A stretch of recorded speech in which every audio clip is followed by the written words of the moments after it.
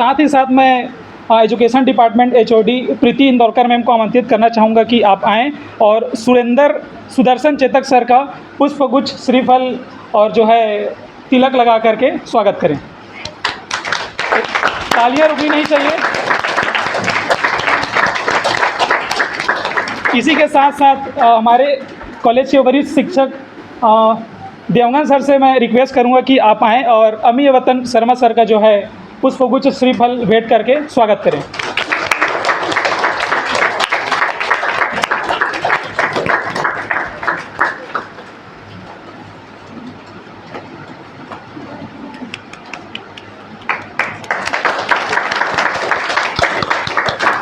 चलिए अब हम लोग सीधे जुड़ते हैं, जिसके लिए आज हम सब यहाँ एकत्रित हुए हैं। पुनः मैं जो है खिलेश्वर रक्सेल सर को आमंत्रित करना चाहूँगा, आप आएँ और आज के इस करियर गाइडेंस का जो मेन पर्सपेक्टिव है उसको हम सभी के समक्ष प्रस्तुत करें। एक बार पुनः रक्सेल सर के लिए जोरदार तालियां होनी चाहिए।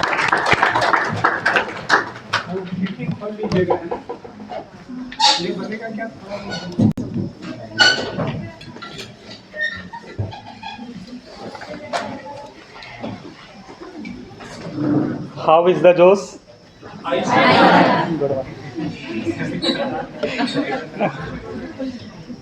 चलिए, मैं खिलेश्वर रक्सेल उड़ान IAS एकेडमी के परिवार का एक सदस्य हूँ। उड़ान IAS एकेडमी को हम लोग परिवार बोलते हैं। चूँकि मैं परिवार का एक हिस्सा हूँ इसलिए सदस्य हूँ, उसके साथ अपना पदनाम नहीं बोलूँगा। पदनाम के तौर पर मैं प्रधान संपादक हूँ, बोर्ड ऑफ डायरेक्टर में से एक हूँ। यहाँ आने पर मैं अपने घर के आंगन में हूँ या उड़ान के किसी दूसरे परिसर में हूँ वैसी अनुभूति होती है। पता नहीं क्यों, क्या एक अटैचमेंट है, स्नेह है, प्रेम है।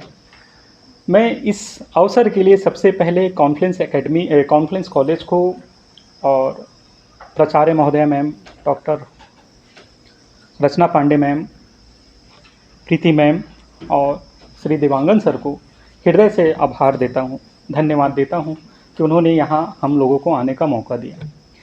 मैं जानता हूँ ग्लोबल वार्मिंग के बीच में आप लोगों को ये सुनना भी कठिन हो रहा होगा, है ना। खैर कोई बात नहीं। अंधेरे से परेशान तो नहीं हो रहे हैं? किसी को अंधेरे के ऊपर कोई शेर और शायरी याद है कोई? हाँ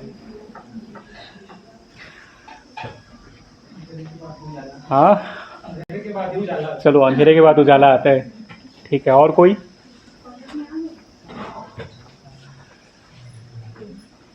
वो एक कहावत है बड़ा कि वो हौसला बुलंद तो आंधियों में चिराग जलते हैं। चलिए मूल विषय पर आते हैं। एक छोटा सा मैं परिचय उड़ान परिवार का बता दूं। उड़ान IAS एकेडमी रायपुर में शुरू हुई आज से 15 साल पहले और सिविल सर्विसेज की तैयारी के लिए हम लोग काम करते हैं। उन ख्वाबों को सच करने की जो जद्दोजहद है उस पे हम जुटते हैं और वो ख्वाब हमारे और उन तमाम एस्पिरेंट के साझा ख्वाब होते हैं, जिसमें एक बच्चा अपने घर से एक अधिकारी बनने के लिए एक सोच लेकर के, एक सपने लेकर के घर की दहलीज से पहला कदम बाहर निकालता है। वो हमारे काम का एक हिस्सा है। आप लोगों को लग रहा होगा कि सर कुछ अलग तरह की बातें कर रहे हैं। बिल्कुल, चूँकि हम उसे काम नहीं समझते, ठीक है, वो एक रेवेन्यू के तौर में या मॉनेटरी मोड पर उसको कह लो, लेकिन मुझे लगता है, समझिएगा, कि दुनिया में आपको हर एक चीज़ वापस मिल जाएगी। अगर आपके पास आज 10,000 रुपये है, वो पैसे का अगर आपका कहीं लॉस हो गया, हो सकता है कि समय के बाद वो पैसा आपको वापस आप कमा लें या गेन कर लें, लेकिन अवसर और समय आपको जीवन में दोबारा नहीं मिलेगा। चूँकि हम उस चीज़ को समझते हैं और वो हमारी अपनी एक नैतिक जिम्मेदारी मानते हैं, ठीक है, इसलिए हम उस फील्ड में पूरे जी जान से लगे हुए हैं। मैं आराम से मैम देखिएगा, चूँकि मैं खुद भी एक एस्पिरेंट हूँ, एक स्कॉलर हूँ और एक स्टूडेंट भी हूँ और टीचर भी हूँ, तो हर एक फ्रेम में अपने आप को मैं देख पाता हूँ। आप लोग यहाँ जितने लोग बैठे हुए हैं सब शिक्षक बीएड वाले हैं, बीएड तो हम आप लोगों के ही जो कैरियर के आसपास की बातें हैं वही रखें, ठीक है, वो ज़्यादा अच्छा होगा। 4th सेमेस्टर सीजी टेट कितने लोग क्लियर कर लिए? बहुत बढ़िया, जोरदार तालियां हो जाए इनके लिए। देखिए आप लोगों को काम की ना 2-3 चीज़ें बता दे रहा हूँ, समझिएगा। बहुत बढ़िया, बहुत बढ़िया। तो 2-3 चीज़ें ध्यान रखिएगा। आप लोग जिस टाइमलाइन में ये बीएड या डीएलएड कर रहे हैं, बीएड और डीएलएड दोनों वाले हैं, किसी बीएड वाले? बीएड वाले ना। आप जिस टाइमलाइन में बीएड कर रहे हैं ना, ये मान के चलिएगा वो सबसे अच्छा टाइमलाइन है। आने वाले 3 से 5 सालों में शिक्षक स्कूल शिक्षा विभाग में लगातार वैकेंसीज आनी है। कोई ज़रूरी नहीं कि इस बार आप सीजी टेट या सी टेट क्लियर नहीं हुए हैं तो एग्ज़ाम में क्वालिफाई नहीं कर पा रहे हैं तो उसको लेकर के मन छोटा करिएगा, ठीक है। भर्तियां लगातार आनी हैं। 30,000 से ज़्यादा पद स्कूल शिक्षा विभाग में खाली हैं जो राज्य बनने के पहले समायोजित हुए थे, ठीक है। अब वो सारे, और न सिर्फ स्कूल शिक्षा विभाग, मोर और लेस हायर एजुकेशन उच्च शिक्षा विभाग में भी आने वाले 2 से 3 सालों में बम्पर भर्ती समझते हैं ना, मतलब बड़े वॉल्यूम में जो पोस्ट है वो निकलने वाली है। आप अभी देखिए वो पद कितना पहले डिक्लेयर हुआ था, सबसे पहले स्कूल का 37, उसके बाद 37 से कितने में आया? 5 में आ गया। एक चीज़ सोच के देखिए, कॉमन सी बात है, 37 था उसको 5 किए, मतलब 32 बचा हुआ है ना।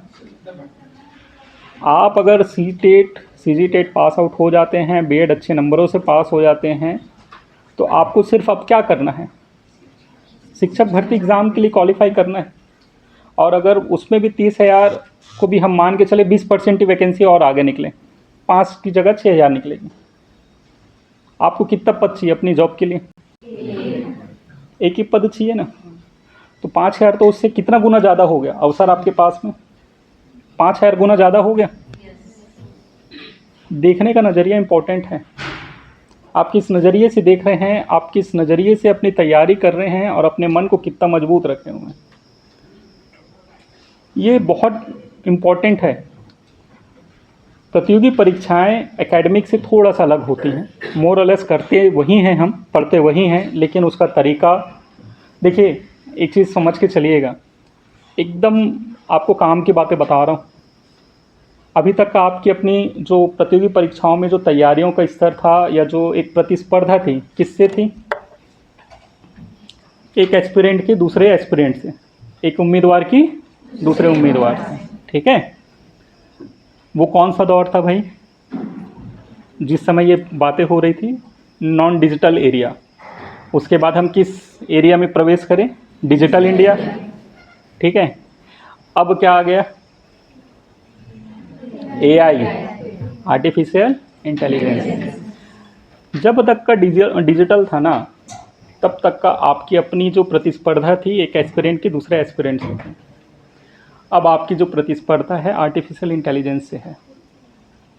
आपको जानकर खुशी होगी कि हैरानी होगी, मुझे नहीं मालूम, लेकिन व्यावसायिक परीक्षा मंडल, छत्तीसगढ़ लोक सेवा आयोग अब जो प्रश्नों का स्तर या प्रश्नों का जो चयन कर रहा है, जो प्रश्न तैयार कर रहा है, वो विषय से तो ज़रूर है, लेकिन उन्हें जो तैयार किया जा रहा है एआई के द्वारा तैयार किया जा रहा है। आप 12-12, 15-15, एक विषय की 12-12, 15-15 रेफरेंस किताबें खोज लीजिए, उसमें से आपको एक अल्फ़ाबेट नहीं मिलने वाला उसमें। मैं ऐसा नहीं कह रहा हूँ कि वो किताबें ख़राब हैं या उनका आप उपयोग मत करिएगा, लेकिन इस चीज़ को समझिए कि जो किताबों से सवाल आ जाते थे या आसपास से आपको चीज़ें बन जाती थी, अब वो दौर चला गया। मोर और लेस आपको तैयारी जो है थोड़ा सा ज़्यादा अच्छे स्तर पर करनी पड़ेगी। सी टेट का एग्ज़ाम देखा था आपने? सीजी टेट का? Yes sir. कितने लोग ऐसे हैं जो 1 नंबर से रह गए? एकदम ऑनेस्टली बताइए, कोई गलत नहीं है उसमें, आपकी कहीं कोई कमी नहीं रह गई। आप अपनी स्तर से सबसे अच्छा करें। अब सामने एआई आ जाएगा तो कोई क्या कर लेगा, है ना। 2 नंबर वाले ऐसे जो 5 नंबर से चूक गए हों, बहुत बढ़िया। 10 नंबर से,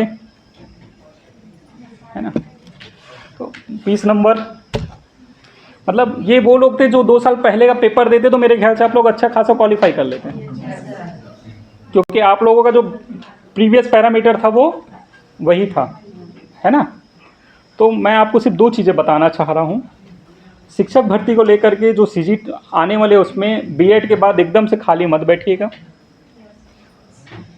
2 चीज़ें, एक तो भार बढ़ जाएगा। भार कैसा, मतलब वजन नहीं बढ़ेगा भाई, मोटे नहीं हो जाओगे, ठीक है।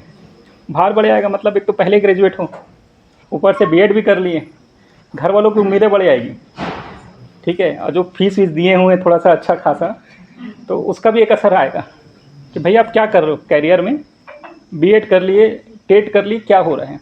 तो उस समय अपने आप को पेशेंस बनाए रखना है। घर वालों को बोलना इतना समय दियो, थोड़ा सा 1-2 साल और दे लीजिए।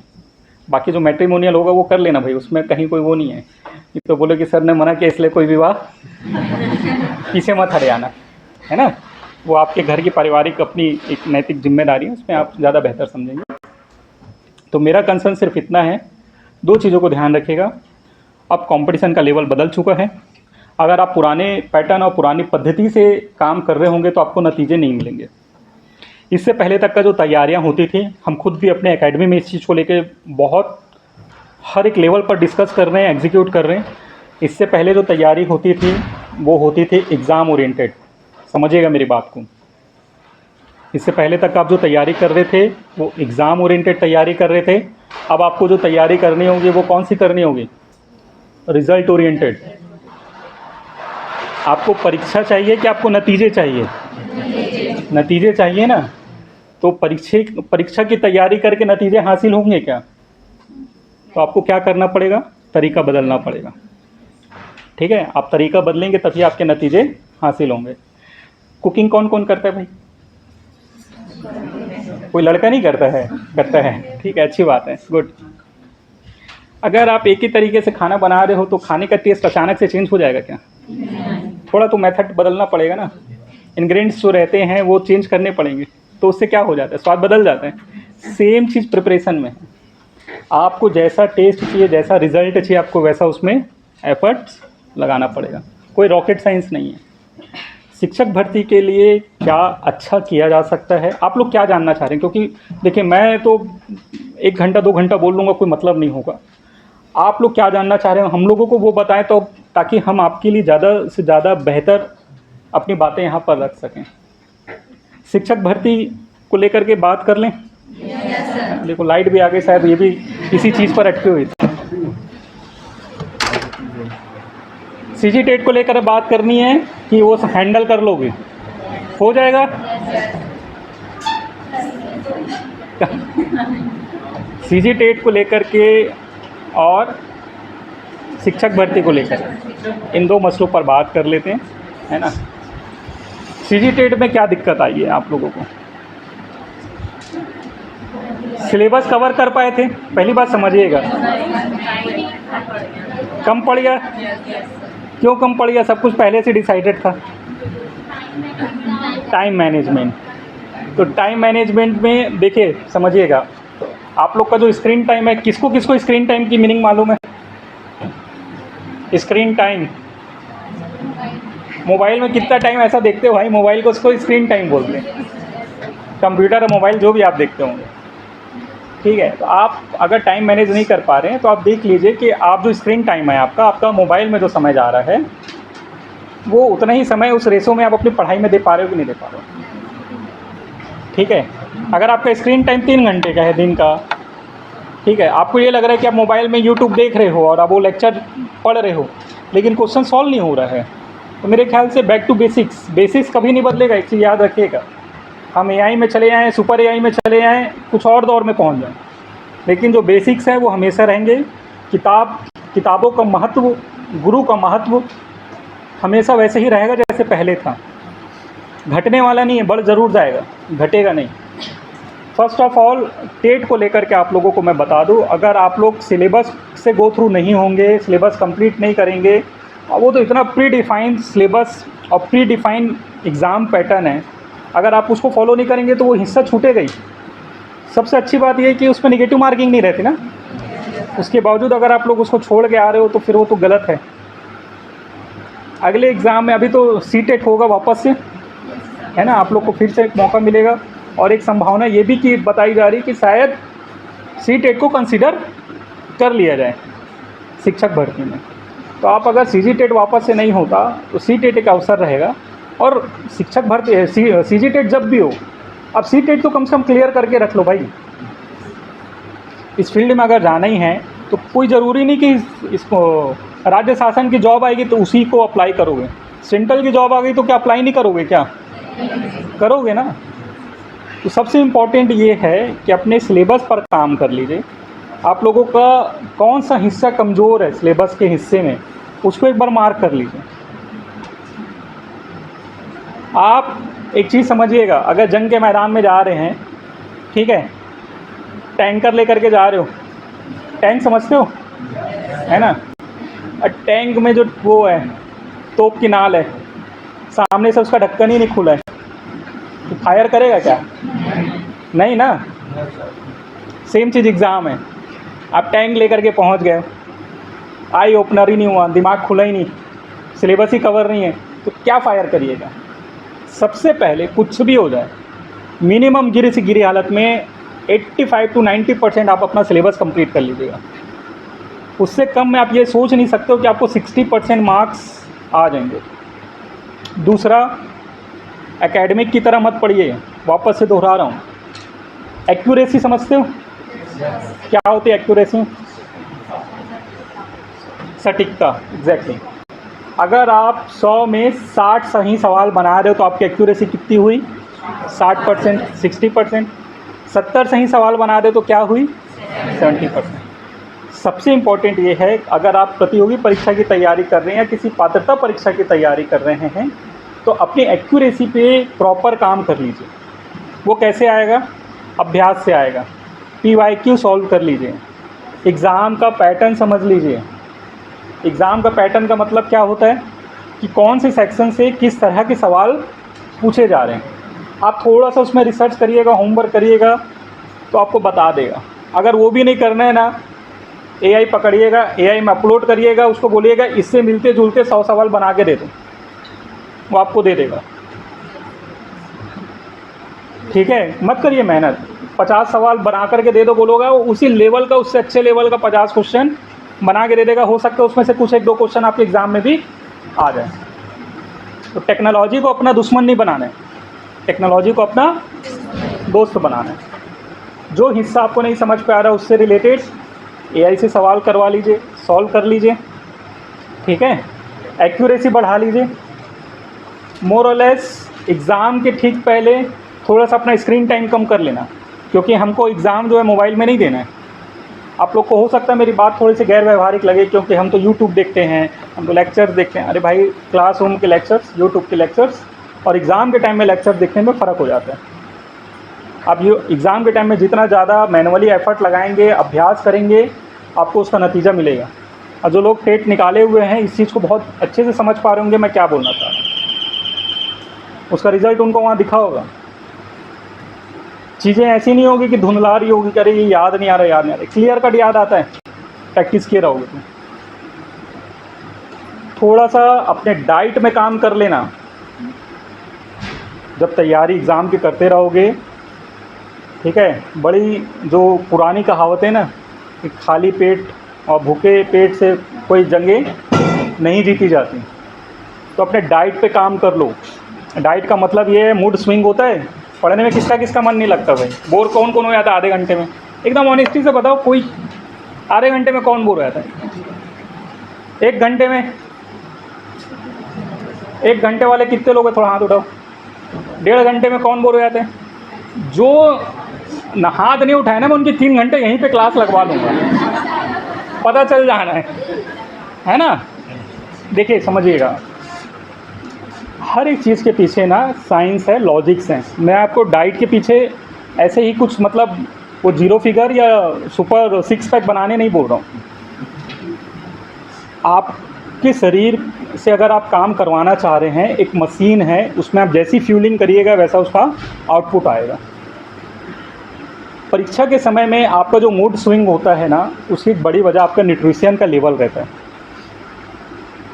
हालांकि मैं इस फील्ड में इस सेगमेंट को बताने के लिए परफेक्ट पर्सन नहीं हूँ, एक जनरल वे पे बता रहा हूँ, सामान्यज्ञ के नाते।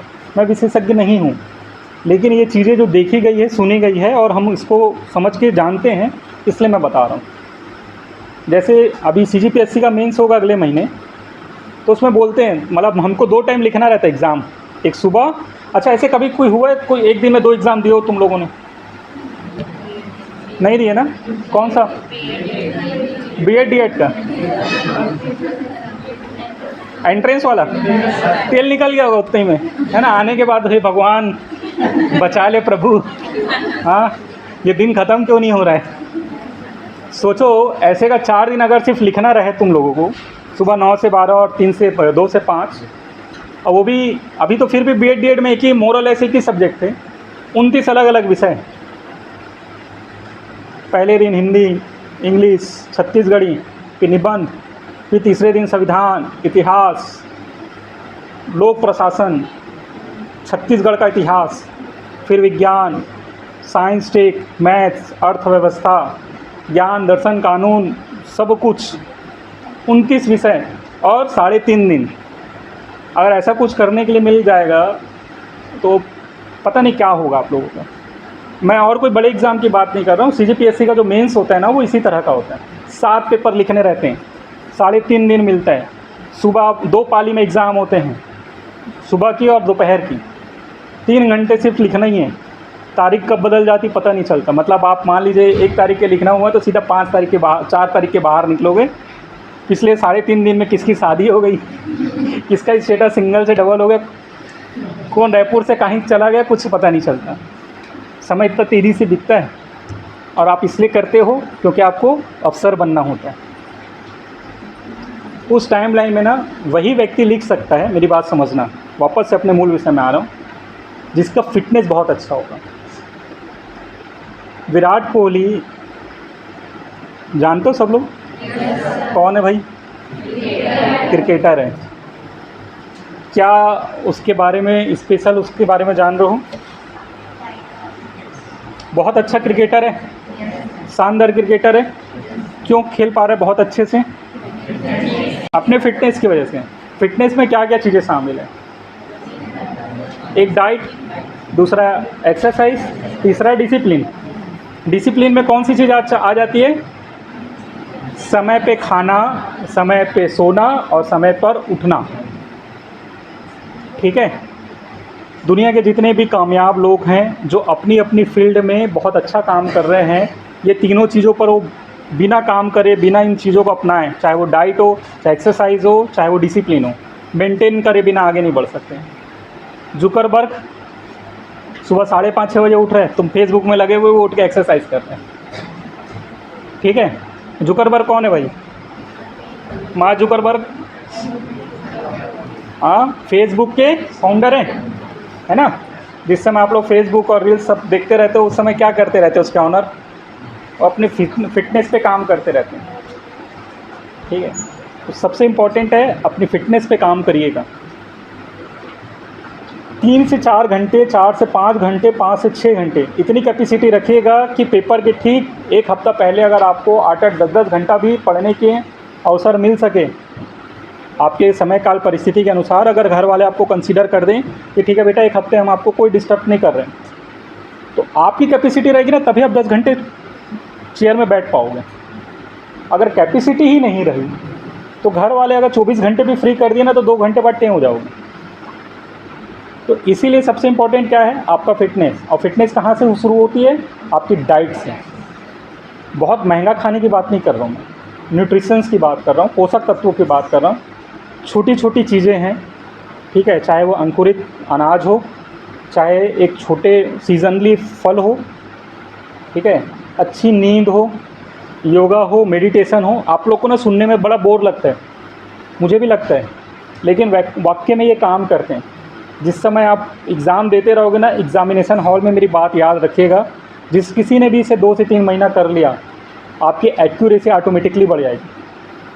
अपने फिटनेस पे काम कर लेना, सही समय पे सोना, सही समय पे खाना, न्यूट्रिशंस आपके शरीर में बहुत अच्छे हों, आप देख लीजिएगा, आपको बहुत अच्छा लगेगा और आप बहुत अच्छा करके आओगे। तो फर्स्ट ऑफ ऑल सिलेबस, दूसरा टाइम मैनेजमेंट, स्क्रीन टाइम जो बोल रहा हूँ, तीसरा आपके न्यूट्रिशंस पे काम कर लीजिएगा, चौथा कोई डाउट आता है भाई होल्ड करके नहीं रखना है, जो चीज़ समझ पे नहीं आ रही है अपने किसी सीनियर से पूछ लीजिए, किसी मेंटोर से पूछ लीजिए, ठीक है। और वहाँ पे भी नहीं समझ पे आ रहा है तो किसी एआई का सहारा ले लीजिए। शिक्षक भर्ती को लेकर के बात कर लें, है ना। उसके लिए यहाँ पर फैकल्टी आए हुए हैं, मैं बताऊँ सर को यहाँ बुलाता हूँ, वो आपको इस बारे में बता देंगे। मुझे आप लोगों ने बहुत, अगर किसी को कोई सवाल है भाई तो मुझसे पूछ लें, अदरवाइज़ मैं बहुत ज़्यादा आप लोग को ग्लोबल वार्मिंग का शिकार नहीं करवाना चाहता, है ना। नहीं तो बोलेंगे सर कि आप तो पंखे के नीचे और हम लोग यहाँ घर में बैठे हुए हैं, तो बेवजह परेशान नहीं होना है ना। और किसी को भी पानी पीना है, बाहर जाना है, चले जाइएगा, परेशान मत होइएगा, विथ ऑल ड्यू रिस्पेक्ट में, मतलब आप परमिट करें तो। कोई नहीं जाएंगे सर, हाँ जी जी जी जी जी, ठीक है। तो आप सब ने मुझे बहुत ध्यान से सुना और ये अवसर दिया बोलने का, उसके लिए बहुत बहुत धन्यवाद। Thank you so much.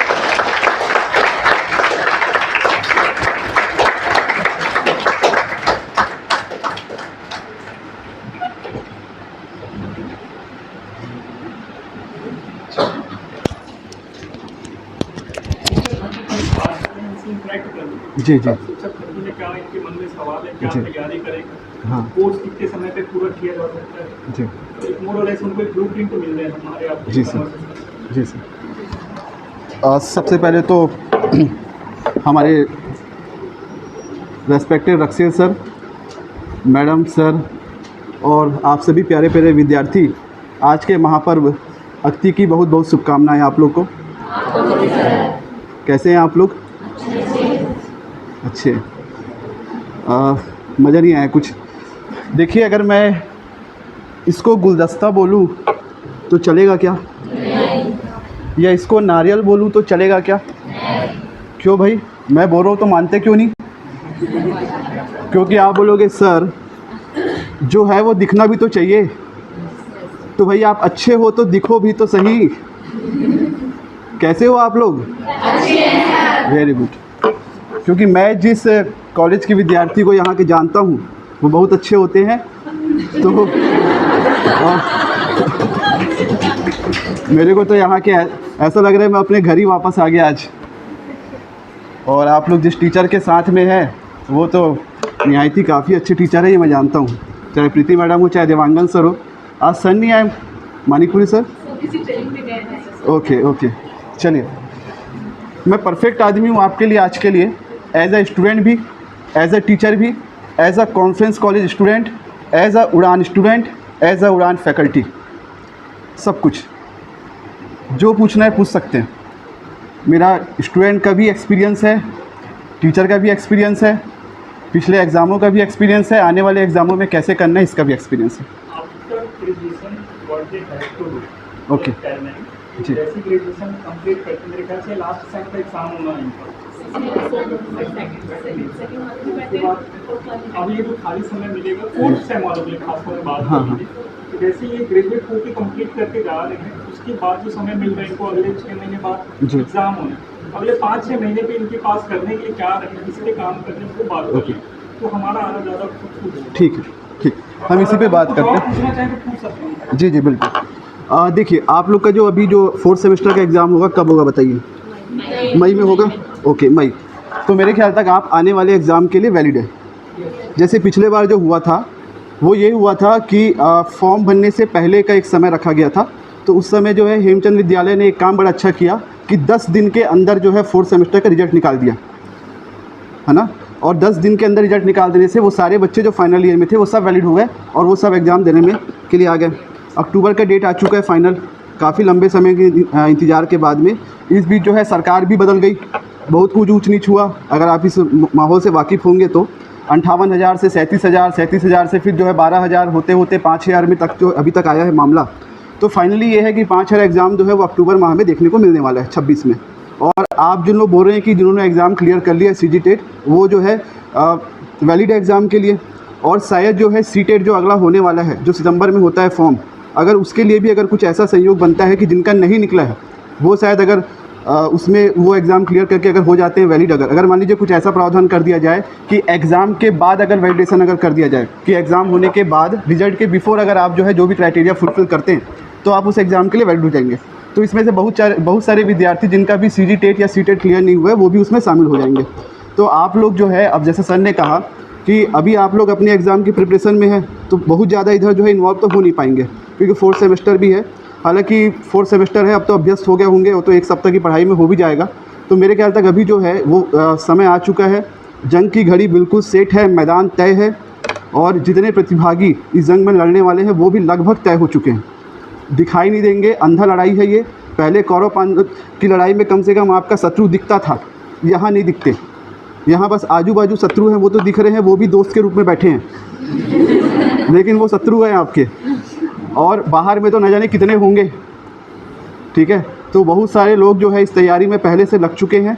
मैं एक छोटा सा, देखिए मैं विद्यार्थी होने के नाते आपको अभी का जो दौर है ना वो ऐसा ही है कि एक तो जो है समय लिमिटेड है आपके पास में। जैसे अब तो तय समय है अक्टूबर में, उसके बाद पता नहीं कब एग्ज़ाम होगा भी तो ठीक, वो तो होगा ही एग्ज़ाम। जैसे सर ने बताया कि वैकेंसी बहुत सारी खाली है, 58,000 पोस्ट खाली थे, उसमें से 5,000 ही हो रहा है।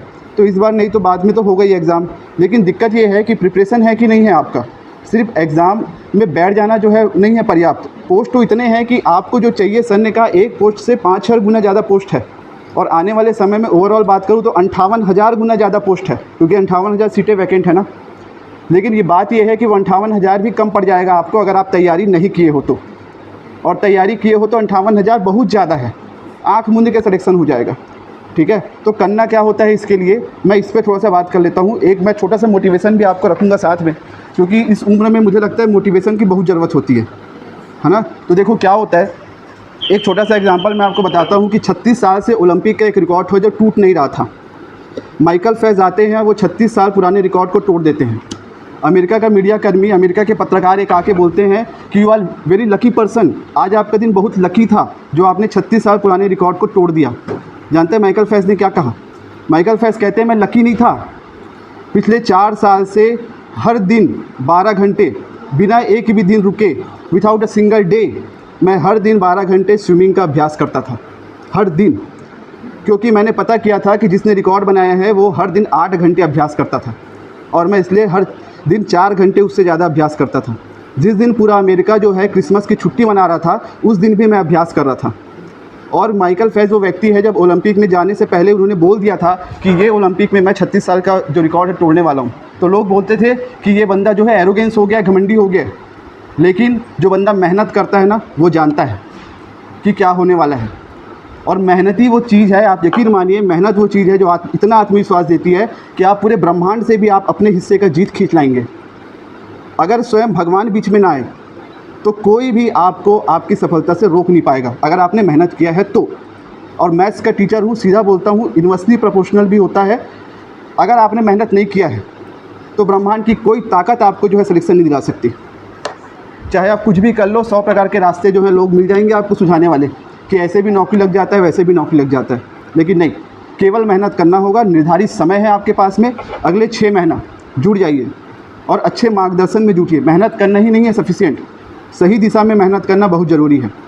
मैं यहाँ का विद्यार्थी रहा हूँ, मेरी मेंस की एग्ज़ाम हुआ करती थी। अभी ऑफिस में बात हुआ था, मानिकपुरी सर जो है मुझे असाइनमेंट देते थे, तो कई बार वाद विवाद भी आता था। मैं बोल देता था सर अगर मैं डिप्टी कलेक्टर नहीं बना तो उसके पीछे आप कारण होंगे। मेरा मेंस है आगे में और आप मुझसे असाइनमेंट लिखवा रहे हैं, मुझे मेंस देना है अभी। तो सर सभी जो है काफ़ी मुझे सपोर्ट करते थे, और सिलेक्शन तो फिलहाल नहीं हुआ, कुछ नंबर से रह जाता था, बट अदरवाइज़ सब ठीक था। तो काफ़ी अच्छे फैकल्टी यहाँ के, आप उनसे भी सलाह लीजिए। और रहा सवाल टीचर भर्ती में प्रॉपर कैसे तैयारी करना है, इसके लिए आपको एक एकेडमिक जो उस फील्ड में काम करता है उसके साथ आपको जुड़ना पड़ेगा। जब मेरा प्रीलिम्स नहीं निकल रहा था, मैं राजनांदगांव को ही हूँ, काफ़ी मेहनत करने के बाद यूपीएससी में भी वो सफलता नहीं मिली मुझे। फिर मैं उड़ान से जुड़ा, उड़ान से मैंने यहाँ पे टेस्ट सीरीज़ दिया, और टेस्ट सीरीज़ देने के बाद काफ़ी मेहनत करने के बाद जब कॉन्फिडेंस नहीं आता था तो दिनेश सर हुआ करते थे, मैं उनसे पूछता था एक दिन पहले एग्ज़ाम से पहले, सर हो जाएगा ना मेरा? तो सर जानते क्या कहते थे, एक लाइन जो आज भी मेरे को हिट करता है सर का, बोलते दिनेश सर अभी तेरा नहीं होगा तो किसका होगा, बस। और उस दिन वो पेपर हो जाता था। तो ऐसे जो है आपको मेंटर के साथ रहना पड़ेगा, समय सही से बिताना पड़ेगा। ये 6 महीना आपको प्रॉपर बिताना पड़ेगा, तो आपकी जो सफ़र है, ये जो अभी का जो आप जिसके लिए मेहनत कर रहे हैं, आप बीएड क्यों कर रहे हैं? टीचर बनने के लिए। शायद प्राइवेट टीचर बनने के लिए तो नहीं कर रहे होंगे मेरे ख्याल तक, प्राइवेट टीचर तो शायद वैसे भी बन ही जाते, सरकारी नौकरी में आने के लिए कर रहे होंगे। एक बहुत बड़ा अवसर आपका इंतज़ार कर रहा है सामने 6 महीने के बाद। बहुत संघर्ष किए बच्चों ने इसके लिए, काफ़ी कुछ हुआ है इस बीच में, लेकिन अब फाइनली जो है एग्ज़ाम सामने खड़ा है। तो आप लोग प्रॉपर एक सही दिशा में, चाहे आप हमसे जुड़िए, किसी से भी जुड़िए, लेकिन प्रॉपर गाइडेंस पे काम करिए, निश्चित तौर पे सफलता मिलेगी। मैं पिछला जो हमारा हुआ था उसमें राजनांदगांव से स्वप्निल जैन थे, आप जानते होंगे, तो फर्स्ट रैंक होल्डर छत्तीसगढ़ में शिक्षक भर्ती में, राजनांदगांव में पढ़े हमारे विद्यार्थी हैं, आज भी टेस्ट सीरीज देने आते हैं, कांकेर में उनका पोस्टिंग है, स्वप्निल जैन। और अभी आप कहाँ मैं बता रहा हूँ, अभी CGTET का रिजल्ट आया, कौन आया फर्स्ट? अगेन स्वप्निल जैन। उनका पेपर क्लियर है, वो तो ऑलरेडी शिक्षक है, अभी ट्राइबल फील्ड में हुआ है उनका, तो वो अब इधर आने की कोशिश करेंगे, लेकिन फिर से वो CGTET दिया और उनका फर्स्ट रैंक है। और वो पेपर जिसमें 5,000 बच्चे भी पास नहीं हो पाएंगे ऐसी कल्पना करी थी, उसमें वो 117 नंबर लेके आए हैं, 117 नंबर वर्ग 2 का। स्वप्निल जैन हमारे यहाँ की विद्यार्थी है। तो सही दिशा में मेहनत करने से निसंदेह जो है सफलता मिलती है, इसमें कोई हर्ज की बात नहीं है। तो आप लोग सही दिशा में मेहनत करिए। और मैं एक दो आपको जो है और अच्छा, आपसे कुछ पूछना है तो बताइए जल्दी जल्दी, ज़्यादा विलम्ब भी नहीं करते। कोई आपकी जो है कुछ डाउट हो एग्ज़ाम से रिलेटेड? सिलेबस तो आप सब जानते ही होंगे, सिलेबस में थोड़ा सा संशय है अभी। वर्ग 2 वाले विद्यार्थी है, उनका सिलेबस थोड़ा सा चेंज होने वाला है, जिसमें कि ये होने वाला है कि जिस विषय के आप विद्यार्थी है 70 नंबर 100 नंबर का पेपर होने वाला है, जिसमें 70 नंबर पोर्शन जो है वो आपके विषय का ही होगा, और 30 नंबर जो है वो आगे CDP हो गया 5 नंबर का, हिंदी, अंग्रेजी, कंप्यूटर, ये सब मिला के 30 बनेगा, और 70 नंबर का जो है वो आपका सब्जेक्ट रहेगा, अगर मैं वर्ग 2 की बात करूँ तो।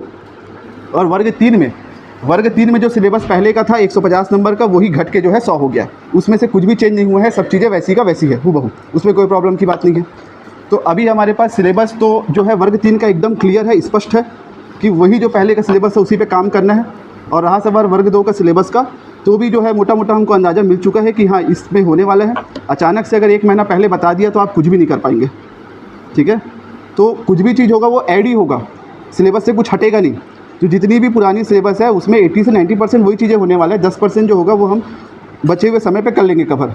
तो आप लोग जो है तुरंत तत्काल प्रभाव से जो है इस फील्ड थोड़ा सा सीरियसली लीजिए इस मौके को। कई बार जो है हमारा समय यूँ बीत जाता है। अच्छा, मैं एक चीज़ और आपको जो है, आप शिक्षक बनने वाले हैं, ये बधाई के पात्र है। जैसे देखिए कोई छोटा बच्चा होता है, उससे अगर ये पूछा जाए कि बेटा तू बड़ा होकर क्या बनेगा, कोई ऐसा बच्चा आपको मिला जो बोले मैं टीचर बनूंगा? शायद कोई नहीं। बच्चे क्या बोलते हैं, मैं इंजीनियर बनूंगा, डॉक्टर बनूंगा, फलाना बनूंगा, आजकल दुनिया भर का फील्ड बता देंगे, लेकिन टीचर बनेगा शायद कोई नहीं बोलता। ये सच्चाई है। टीचर बनना अपने आप में एक हिम्मत का काम है, कठिन काम है। एक डॉक्टर अगर गलत तरीके से डॉक्टर बन गया तो हो सकता है एक आध बार जो है वो 10-20 लोगों को समय से पहले यमराज से मिला दे। एक इंजीनियर गलत हो जाए तो हो सकता है किसी पुल को गलत बना के 200-250 लोग को जो है गलत, उनको भी जो है कुछ ऐसा हो जाए, हादसा जो नहीं होना चाहिए निसंदेह, लेकिन हो जाए।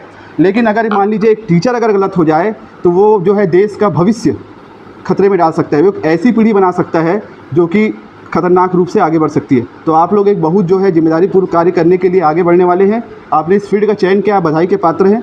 और अब जो है समय आ चुका है, आपको जो है जंग में भिड़ना पड़ेगा। मैं 1-2 मोटिवेशन की बात और आपको बता के ख़त्म करूँगा अपनी बात, कि देखिए मैं मैथ्स का टीचर हूँ, मैथ्स की भाषा में मैं समझाता हूँ। आप लोग थोड़ा बहुत, मैं जानता हूँ मैथ्स तो आप लोग जानते होंगे। एक बात बताइए, किसी नंबर का सबसे बड़ा फैक्टर कौन होता है? गुणनखंड कौन होता है? अगर मैं बोलूँ 5 का सबसे बड़ा फैक्टर क्या है? 5 ही है। फैक्टर मतलब क्या है? गुणनखंड मतलब क्या है? भाग देना। भाग देना मतलब क्या है? नष्ट करना। जब किसी नंबर का सबसे बड़ा फैक्टर वही नंबर है, उसी प्रकार किसी व्यक्ति का सबसे बड़ा फैक्टर, सबसे बड़ा दुश्मन, सबसे बड़ा नष्ट करने वाला वो खुद ही है। वो अपने आप को जितना नुकसान पहुंचा सकता है उसको कोई और नुकसान नहीं पहुंचा सकता। सिमिलरली मुझे ये बताइए, किसी नंबर का सबसे बड़ा मल्टीपल क्या होता है? क्या बता सकते हैं?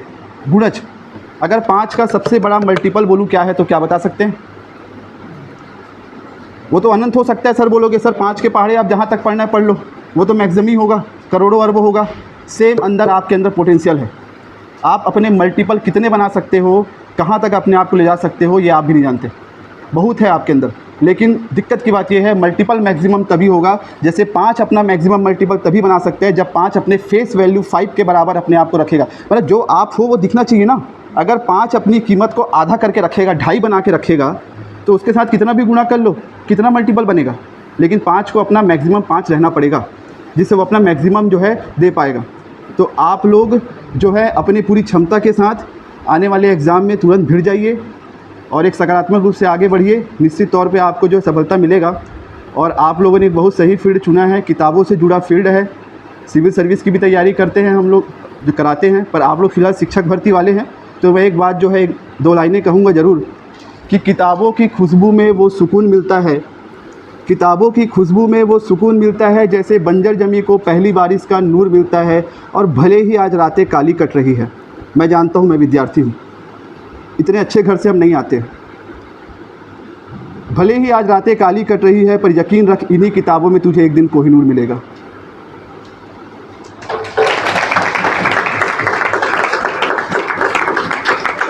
तो आप लोग जो है किताबों के साथ जुड़े रहिए। अगले 6 महीने जो है दिलो जान से मेहनत करिए, निश्चित तौर पे आपको सफलता मिल जाएगा। कुछ पूछना चाह रहे हैं तो आप पूछिए जल्दी। शिक्षक भर्ती से रिलेटेड कोई CGPSC से रिलेटेड भी अगर कोई हो जिसको उत्सुकता हो, रे सर मुझे CGPSC पे जाना है, सर फिर बताएंगे, है ना। तो ठीक है, मैं बस उन बच्चों के लिए 2 लाइनें बोलूँगा जो बच्चे इसमें रहते हैं कि कई बार मन में दुविधा होती है बड़ी कि सर ये करे कि ना करे, उड़ान आए कि वहाँ जाए, पढ़े कि ना पढ़े, पहले 4th सेम क्लियर कर ले क्या, पहले इधर परसेंट ठीक ठाक हो जाएगा, 2 महीना रुक जाए क्या। ऐसी बहुत सारी दुविधा होती है, मैं कर पाऊँगा कि नहीं कर पाऊँगा। उसके लिए बस एक लास्ट लाइन फिर अपने वाणी को मैं मिला दूँगा कि राहें जहाँ तक जाएंगी राहगीर वहाँ तक जाएगा, तुम दरिया से क्यों पूछ रहे कि नीर कहाँ तक जाएगा। अरे खींच धनुष की डोर निशाना साधो अपनी मंजिल का, बाद में देखेंगे कि तीर कहाँ तक जाएगा, तीर कहाँ तक जाएगा। Thank you sir. Thank you sir.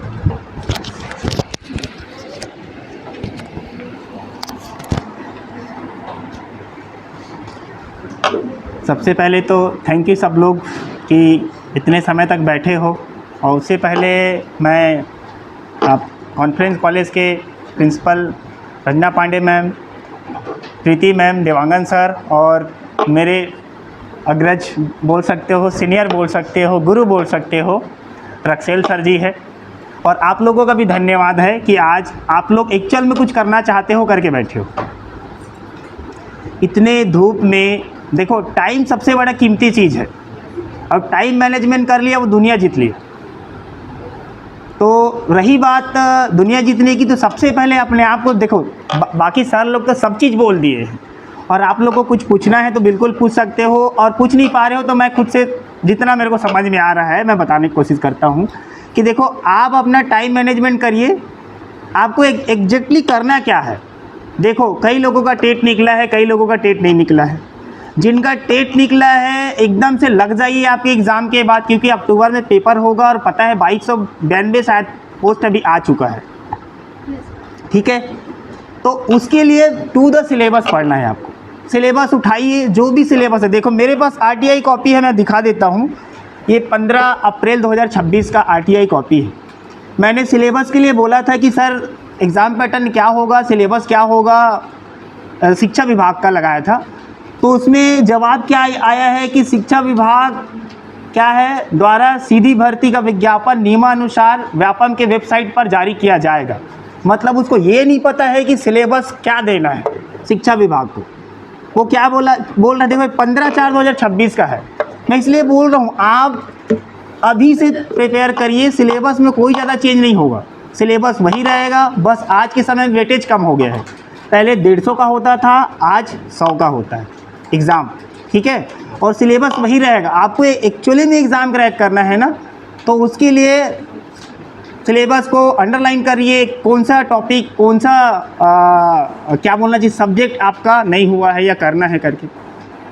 और जिनका टेट नहीं निकला है वो टेट पे फोकस करिए आगे। देखो, आधा सिलेबस तो सेम टू सेम टीचर भर्ती का ही है। मेरे ख्याल से ज़्यादा अंतर नहीं है। हिंदी आपको पढ़ना ही है, CDP आपको पढ़ना ही है, पढ़ना है ना। मैथ्स रीजनिंग थोड़ा बहुत आता ही है। अब सब्जेक्टिव है, उसका सब्जेक्टिव का अलग से आप पढ़ते रहिए। तो फोकस करना, किसी को कुछ करना है, मान के चलो आपको एग्ज़ाम निकालना है, तो उसके लिए ना अभी से आपको करना पड़ेगा। अभी से अपना प्लानिंग करना पड़ेगा, चाहे वो किसी प्लेटफॉर्म के माध्यम से करो, चाहे सेल्फ से करो, यूट्यूब से करो, AI से करो, ChatGPT से करो। ठीक है, आपका स्ट्रेंथ क्या है और आपका वीकनेस क्या है आपसे अच्छा कोई नहीं जान सकता। मैं यहाँ बोल के चले जाऊँगा, कितने देर तक याद रहेगा वो चीज़? देखो, सेल्फ मोटिवेशन से बड़ा मोटिवेशन कोई चीज़ नहीं होता है। एक चीज़ आप नोट कर लीजिए इस चीज़ को, जब तक आप अंदर से अपने आप से नहीं कराओगे कि मुझे ये चीज़ करना है, वो बोलते हैं ना बाई हुक, और क्या बोलते हैं दूसरा, by croup, I want, I deserve. ये अपने आप से क्या करिए, वादा करिए।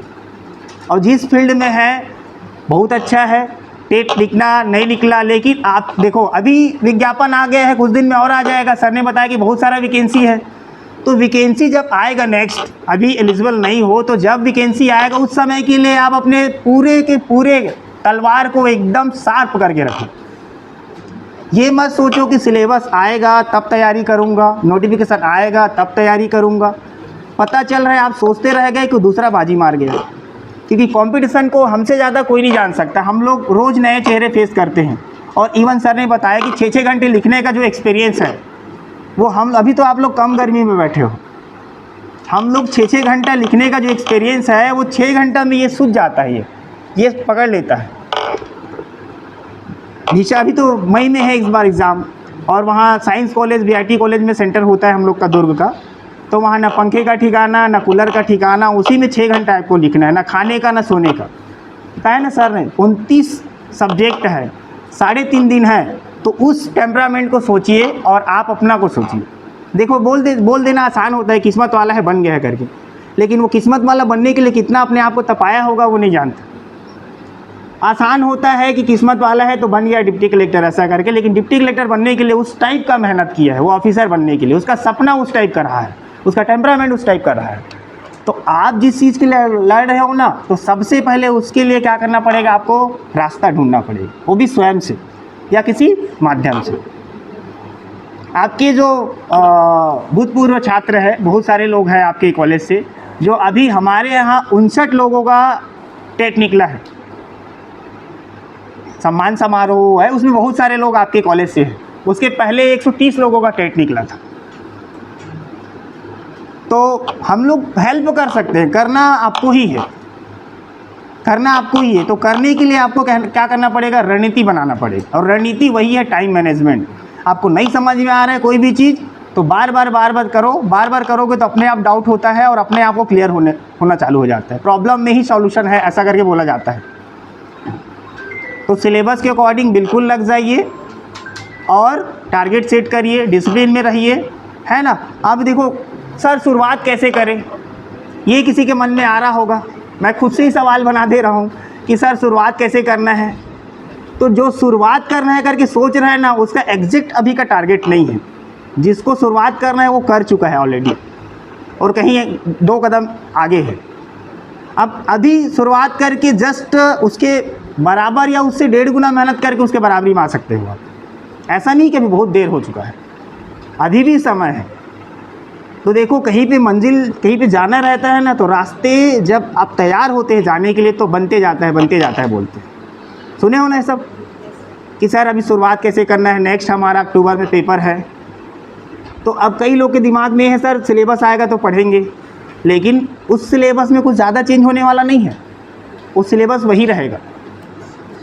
थोड़ा बहुत हेर फेर हो सकता है 10-5% बस। तो अभी से रास्ता जब आप नहीं बनाओगे कैसे पहुँचोगे मंजिल तक। जब चलना चालू करोगे तो मंजिल धीरे धीरे आसान हो जाता है। तो टारगेट सेट करिए कि मैं इस अपॉर्चुनिटी से उस अपॉर्चुनिटी तक नहीं जाऊँगा, आने वाला अपॉर्चुनिटी में नहीं जाऊँगा। जिसका निकला है, जिसका नहीं निकला है वो अलग बात है, ठीक है। आपको अभी से करना पड़ेगा, तभी कहीं जाके। आज के समय में कंपटीशन इतना ज़्यादा है कि आप सोच भी नहीं सकते। सर ने बोला कि आपके आसपास ही दुश्मन है, वो उस वे पे नहीं बोला कि आप बाहर निकल के लड़ना चालू कर दे कि तू मेरा दुश्मन है, ऐसा करके। अपने ही फ्रेंड से लड़ना नहीं है, कंपटीशन के हिसाब से वो आपका कॉम्पिटिटर है। तो देखो अब इतने लोग 50-60 लोग बैठे होंगे, इसमें से कौन किससे कितना आगे निकलेगा, और जो आगे निकलेगा वही विनर होगा। अब चलिए बताइए, मैं एक आध दो क्वेश्चन ले लेता हूँ कि आप लोगों को क्या समस्या, मतलब कुछ ऐसा प्रॉब्लम है या कुछ क्वेश्चन है जिसको आप नहीं पूछ पा रहे हो कि सर हमको सिलेबस से डाउट है, एग्ज़ाम पैटर्न को लेकर डाउट है। हाँ बोलिए। पिछले हम लोग जब डेट का तैयारी करें जी सबने किया है, हमारे में ऐसा हुआ था कि हम प्रीवियस ईयर क्वेश्चन पेपर को देखिए, नॉर्मल क्वेश्चन पेपर था, लेकिन जब हमारे पास पेपर आया उसका पूरा पैटर्न चेंज था। क्या इस बार शिक्षक वर्ग में क्या वही पैटर्न आएगा, क्योंकि पात्रता अगर वो इस बेस पे ले रहे हैं तो क्या शिक्षक वर्ग भी वैसे लेंगे? हाँ, देखिए बेसिक चीज़ नहीं बदलेगा, क्वेश्चन के पैटर्न चेंज हो सकते हैं। देखो कान को इधर से पकड़ो या इधर से पकड़ो, पकड़ाना कान चाहिए, है ना, यही होता है ना। अभी क्वेश्चन के पैटर्न चेंज हो गए, पूछने का स्टेटमेंट वाला क्वेश्चन आ रहा है। सी टेट का पेपर या सेंट्रल सीजी टेट का पेपर अधिकतर 50% क्या था, कथन कारण वाला था। एक क्वेश्चन में 4 क्वेश्चन क्या था, दिया हुआ था। अब उसका बेसिक जब तक नहीं पता होगा, जो वन लाइनर रट के गया है, कहने का मतलब आप आपके उसको नहीं देख रहा है कि आप कितने होशियार हो, आप कितना प्रेजेंस ऑफ माइंड आपका काम करता है, ये देखा जा रहा है। इसीलिए बोले ना सर कि एआई का ज़माना है, क्वेश्चन इस टाइप के बन रहे हैं, और इस टाइप के क्वेश्चन यदि बन रहे हैं तो सर ने पहले ही बता चुका है कि इस टॉपिक से रिलेटेड और क्या क्वेश्चन बन सकते हैं आगामी, या पिछले क्या क्या बन चुके हैं। प्रीवियस ईयर का क्वेश्चन देखिए, 1 साल नहीं 2-3 साल का देखिए, उससे आपका माइंड क्लियर हो जाएगा कि हाँ भाई इस टाइप के क्वेश्चन और भी बने इस टॉपिक से, या और क्या बन सकता है। टेक्नोलॉजी आपके हाथ में है, उससे रिलेटेड, उस टॉपिक से रिलेटेड बताइए क्या क्या क्वेश्चन, और किसी भी स्टेट में हो या कहीं भी कुछ भी हो, गूगल तो सबका दे देता है जवाब, आपको दे ही देगा आपके और क्वेश्चन। अब जैसे भी क्वेश्चन आपसे बाउंस होगा, जैसे आपने बोला कि इस टाइप का क्वेश्चन आएगा कि नहीं आएगा, तो पहले जो आएगा उसके लिए क्या हो जाओ, आप प्रिपेयर हो जाओ। अगर एक आध दो को उस टाइप का आता है तब की बात अलग है, नहीं तो आपका जब बेसिक क्लियर होगा ना, 2-3 ईयर का ऐसा देखोगे या आगामी और क्वेश्चन क्या बन सकते हैं ऐसे देखोगे, तो ऑटोमेटिकली एक क्वेश्चन दूसरे से रिलेटेड होता है और वो सॉल्व हो ही जाता है लगभग। 4 ऑप्शन होता है, इसमें 2 ऑप्शन ऐसा रहता है जो बिल्कुल सिरे से उसको आप नकार सकते हो। 2 ही ऑप्शन में 50-50 का क्या रहता है, कन्फ्यूज़न होता है ना सबको, मेरे तो होता है भाई, मुझे होता है पर्सनली कि 2 ऑप्शन को तो मैं सिरे से काट देता हूँ। 2 ऑप्शन में होता है कि 50-50% का क्या हो रहा है मुझे, कि ये है। वो बोलते हैं ना, आजकल रील्स देखते हो सबके सब, 19-20 का फ़र्क है, बोलते हैं ना 19-20 का फ़र्क है। ये 19-20 या तो करियर को ले डुबा सकता है या करियर को ऊपर ले सकता है। बस अभी कैसे आएगा, प्रैक्टिस से आएगा। 19-20 का फ़र्क नहीं, 19 को लेना है कि 20 को लेना है, ये आपके तैयारी के ऊपर डिपेंड करता है। ये 19-20 का फ़र्क कैसे होगा, आप इसमें एक चीज़ जोड़ देता हूँ।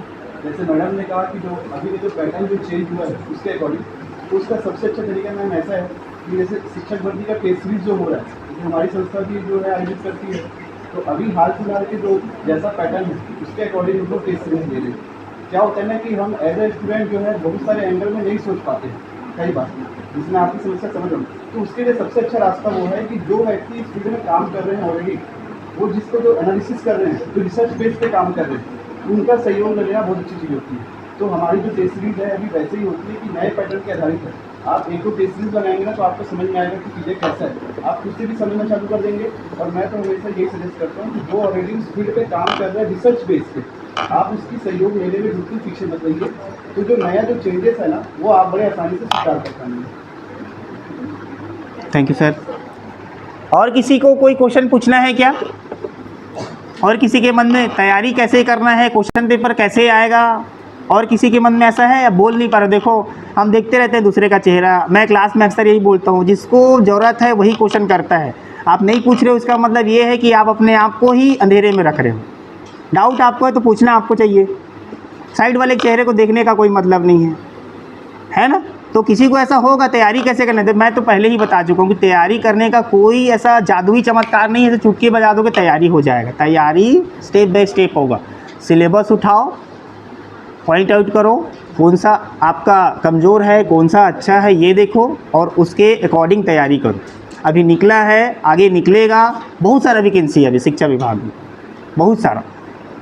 अभी देखो आप लोग का नहीं निकला होगा टेट, तो प्रयोगशाला वाला भी है 200 पद शायद, है ना, वो भी छोटा मोटा तो नहीं है। वर्ग जो सहायक शिक्षा है उसी लेवल का है वो, है ना। तो उसके लिए भी तो चाहिए तैयारी करना ही कि नहीं करना है। है ना। अरे कुछ नहीं तो कुछ तो आएगा हाथ में, आएगा ना भाई, कुछ नहीं तो कुछ तो आएगा। अगर सहायक शिक्षक में नहीं लगोगे, प्रयोगशाला में भी लग सकते हो तो भी बहुत अच्छा है ना, है कि नहीं है बोलो। और सब वैकेंसी आज के समय में गवर्नमेंट जॉब मतलब गवर्नमेंट जॉब है, छोटा बड़ा नहीं होता है, इतना इम्पोर्टेंट है आज के समय में, ठीक है। तो मैं सब यही मान के चलता हूँ कि आप लोगों को क्लियर हो गया होगा कि तैयारी कैसे करना है ना। आप अपना टारगेट सेट करिए, अपने आप को डिसिप्लिन रखिए, फिर से मैं बोल देता हूँ, और सिलेबस टू सिलेबस पढ़िए। बिल्कुल मत सोचिए कि अभी वैकेंसी नहीं आया है, व्यापम में नहीं आया है, सिलेबस नहीं क्लियर हुआ है, ऐसा बिल्कुल भी नहीं है। मैं बताया ना, आरटीआई कॉपी आपको दिखाया कि व्यापम या शिक्षा विभाग खुद नहीं बोल पा रहा है कि सिलेबस क्या देगा, उसी को कॉपी पेस्ट अनन फनन में निकालेगा और फिर सब होश उड़ जाएंगे कि ये क्या हो गया, ऐसा करके उसी को निकालेगा। वो थोड़ा बहुत वेटेज कम कर देगा या थोड़ा बहुत सिलेबस में 5-10% का होगा, लेकिन 80% वही रहेगा, ये है। तो उसके ऊपर फोकस करिए, जिसका निकल गया है, नहीं निकला है वो सीजी टेट के और होगा एग्ज़ाम, उसके ऊपर फोकस करिए। आपका एग्ज़ाम, आपका पेपर होगा और जस्ट आप एकदम से क्या हो, तैयार रहो, सोचना ना पड़े। बोले स्वप्निल जैन बहुत बड़ा उदाहरण है, आज लग गया, उसके बाद भी वो पढ़ रहा है, उसके बाद भी टॉपर बन रहा है, उसको क्या ज़रूरत है बताओ। हार मान जाना चाहिए, उसको छोड़ देना चाहिए, लेकिन क्यों लगा हुआ है, उदाहरण समझो, समझने की कोशिश करो, क्यों अभी वो टॉपर है, क्योंकि वो निरंतर पढ़ रहा है। एक बार ना टॉप करने का जो आ जाता है ना, तो हर एग्ज़ाम में टॉप करूं ऐसा लगता है, उसके लिए वो मेहनत करता है, ऐसा है, ठीक है। और डाउट तो नहीं है, चलो धन्यवाद बहुत। हाँ बोलिए।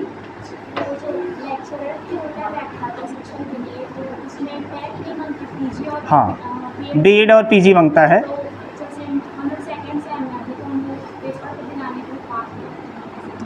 देखो सेकेंड सेम के बाद यदि थर्ड सेम में आप हो तो शायद पात्र हो, ऐसा है, एलिजिबल करके अपीयरेंस करके उसमें दिया रहता है ऑप्शन, या वो अभी जो आएगा ना, अभी पैटर्न पिछले बार तो शायद वैसे ही था कि जो फाइनल ईयर में थे या थर्ड सेम में थे उन लोगों को अपीयरेंस करके दिया था, ऐसा है। वैकेंसी तो अभी अक्टूबर में है, तो हो सकता है आपका पूरा हो जाए, है ना। और रही बात सिलेबस का पीजी का, तो आपका जो साइंस का सिलेबस है वो तो बदलेगा नहीं, आपका जो कॉमर्स का सिलेबस है वो बदलेगा नहीं बदलेगा, एज इट इज़ रहेगा, ठीक है।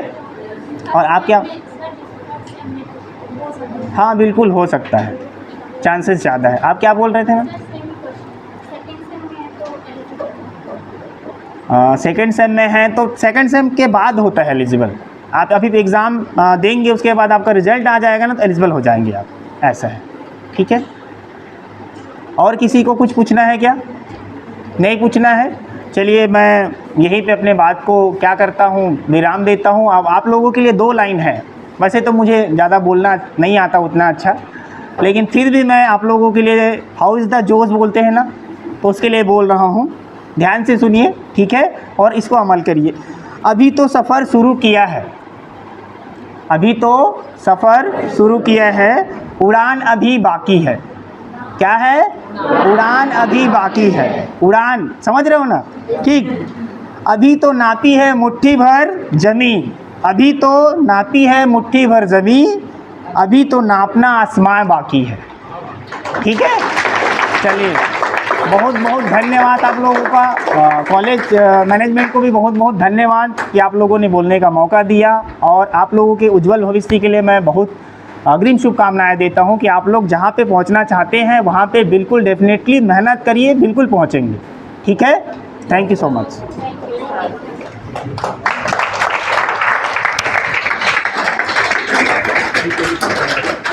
माइक ना बोल देता हूँ मैं।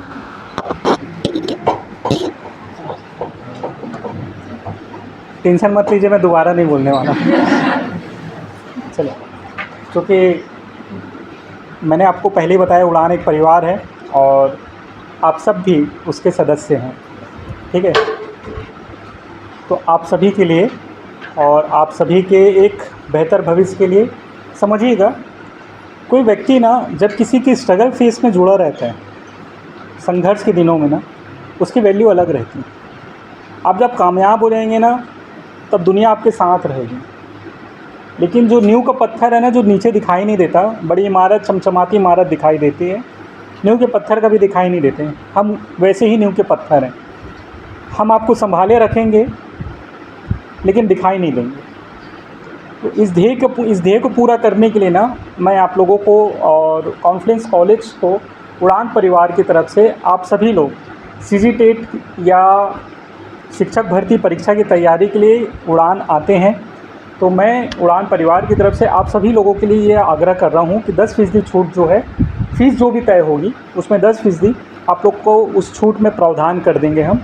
ठीक है, आप लोग जब कभी आएंगे बताएंगे कि कॉन्फ्लुएंस कॉलेज से हैं, इस बैच से हैं, आप में से आने वाले प्रत्येक स्टूडेंट को उस छूट का, उस फीस में, और ये कोई बहुत बड़ा काम हम नहीं कर रहे हैं, सिर्फ इस एक संघर्ष में मैं ऐसा मान के चल रहा हूँ कि सपोज़ मान लीजिए 500 रुपये भी बचे आपके, मेरी बात समझिएगा, उस 500 रुपये से जब आप किताब खरीद के पढ़िएगा ना, तो हमको लगेगा कि वो किताब में सहयोग हमारा रहा, हम उस संघर्ष में आपके साथ ही बन गए। पैसा बहुत बड़ा मैटर नहीं है, मैटर ये है कि उस समय पे, जिस समय आपको उस मदद की सबसे ज़रूरत है, हम उसके लिए आगे बढ़ पा रहे हैं या नहीं बढ़ पा रहे हैं। तो मैं उड़ान परिवार की तरफ से यहाँ पर एक सदस्य के नाते आप लोगों के लिए यह घोषणा कर रहा हूँ कि जो भी स्टूडेंट एस्पिरेंट उड़ान की राजनांदगांव ब्रांच में ऑनलाइन ऑफलाइन कोर्स ज्वाइन करते हैं, उन्हें 10% छूट हमारे द्वारा प्रदान की जाएगी। ठीक है, और शिक्षक भर्ती हो या आगामी CG या CTET, शिक्षक भर्ती से संबंधित कोई भी कोर्स लॉन्च होगा, उसमें आपको 10% छूट प्रोवाइड करा दी जाएगी। ठीक है, थैंक यू सो मच।